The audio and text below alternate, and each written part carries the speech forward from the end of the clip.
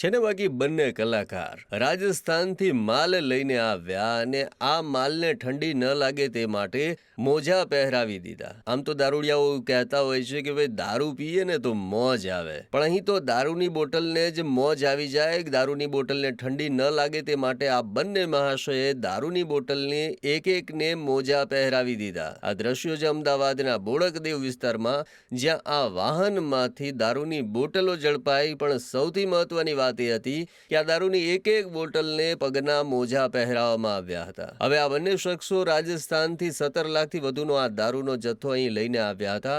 હવે એ તપાસ કરવામાં આવી રહી છે કે તે આ દારૂ કોને પહોંચાડવાના હતા. પણ તેણે આઈડિયા એવો લગાવ્યો કે પોલીસને ખ્યાલ ના આવે, જેના કારણે તેણે દારૂની એક એક બોટલ પર આટલા મોજા ચડાવી દીધા. આમ રાજસ્થાનનો માલ જાણે પ્રીમિયમ બનાવી દીધો હોય તે પ્રકારે અહીં શિયાળામાં દારૂની બોટલ પર આ રીતે મોજા ચડાવી દીધા. ત્યારે આ દ્રશ્યો જોઈને સૌ કોઈ માથું ખજવાડી રહ્યા છે કે ભાઈ ખરેખર આ બંને લોકો નંગ છે કે તેણે દારૂની બોટલોને આ રીતે મોજાથી કવર કરી નાખી.